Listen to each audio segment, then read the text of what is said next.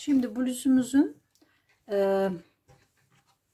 büyük olan parçalarını ördük.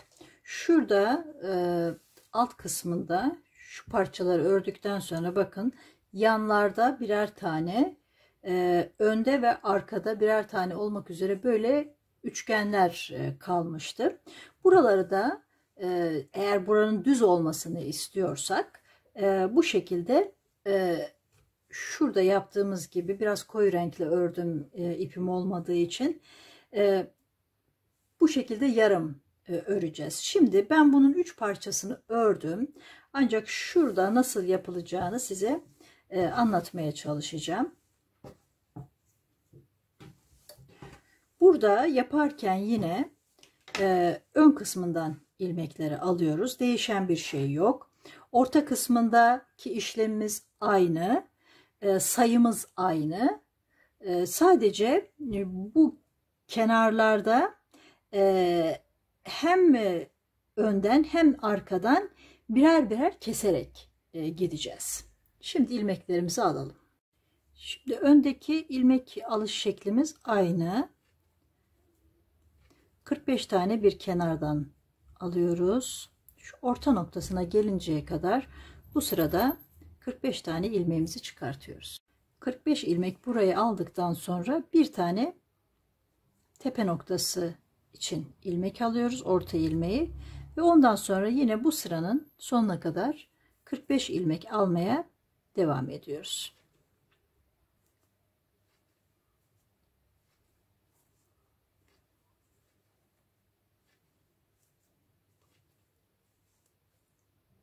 Şimdi 45 tane de buradan ilmek aldık. Bu yarım kesmenin ilk sırasında arkada herhangi bir sıra normal örüyoruz. Yani daha öncekilerde yaptığımız gibi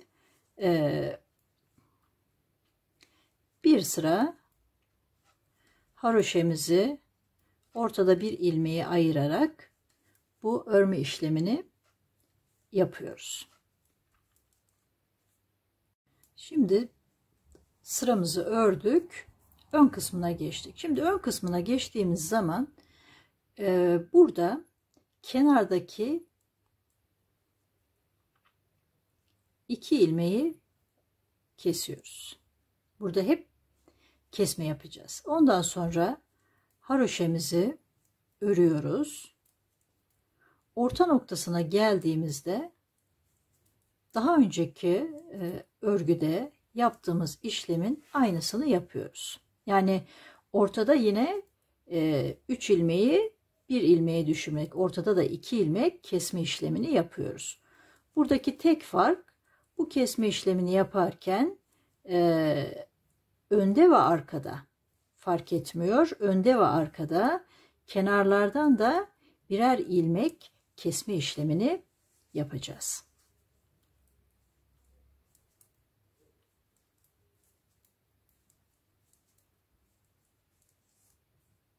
Evet. Şimdi örgü şeklimiz aynı. Bir kez daha tekrar edelim. Öne geçtiğimiz zaman ilmek sayısı bitene kadar yanlardan birer ilmek keseceğiz. Bu işlemi hem önde yapacağız hem arkada yapacağız. Ortadaki işlem ise aynen devam edecek. Daha öncekilerde yaptığımız gibi. Yani önden kesme işlemini yapacağız. Arkadan kesme işlemini yapmayacağız orta sıra için. Ama burada kenarlarda yarım şeklinde düz yapabilmek için kenarlarda önde ve arkada birer adet kesme işlemi yapacağız ve son ilmek kalıncaya kadar bunu devam ettireceğiz. Şimdi bu işlemi yapalım ve son parçamızı da örmüş olalım. Şimdi arkadaşlar bluzumuzun bu 4 parçasını da ördük, beden kısmının. Şimdi göğüs kısmına geldiğimizde bunu göğüs askısının uzunluğunu biraz kendiniz belirleyeceksiniz giyme şekline göre. Giydikten sonra şu göğüs altlı ne kadar açıklık istiyorsanız ona göre, ya da göğüs dekolte kısmı, ona göre bu askı kısmını yapacaksınız. Şimdi burada ben askı kısmını şişle yapmadım.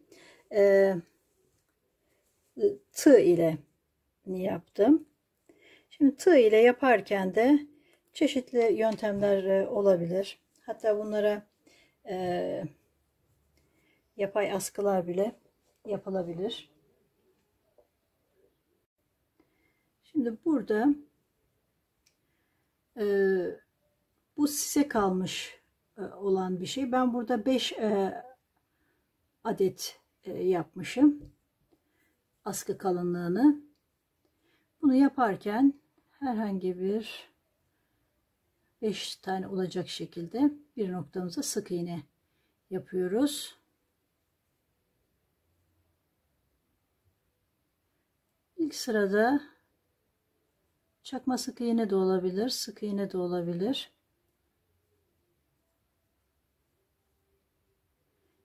Bir tane tepe noktasına yapıyoruz.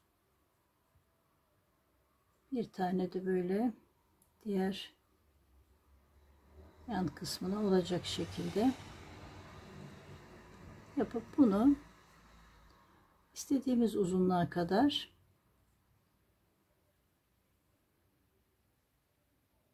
sık iğne olacak şekilde örüyoruz.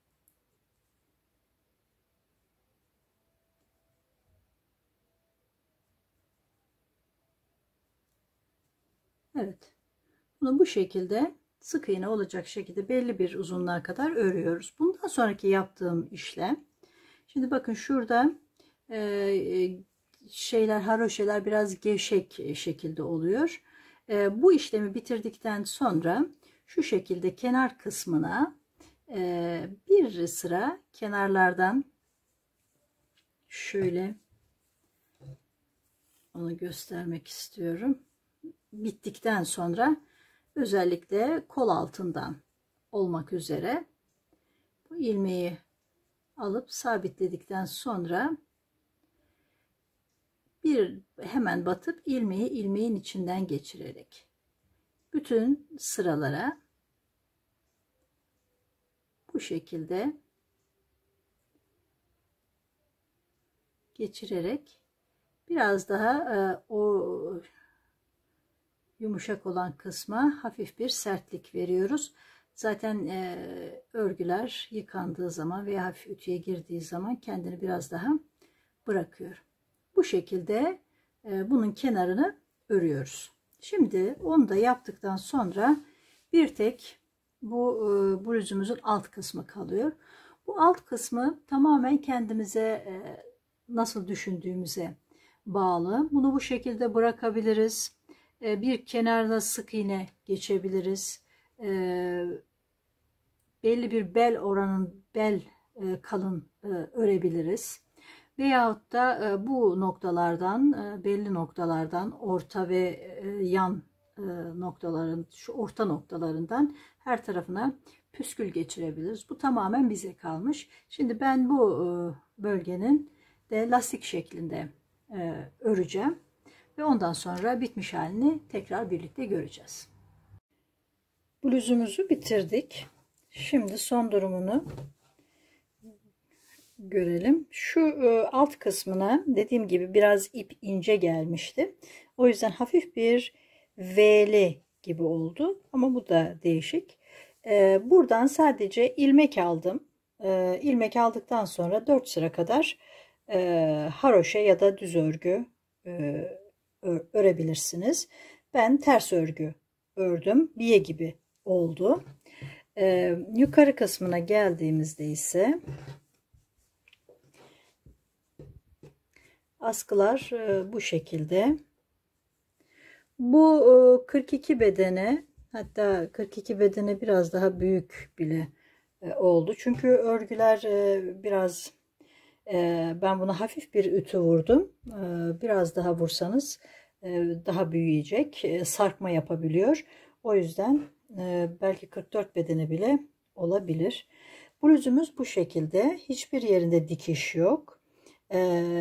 Tamamen haroşeden örülmüş güzel bir bluz oldu. Umarım anlatımımı beğenmişsinizdir. Başka videolarda görüşmek üzere.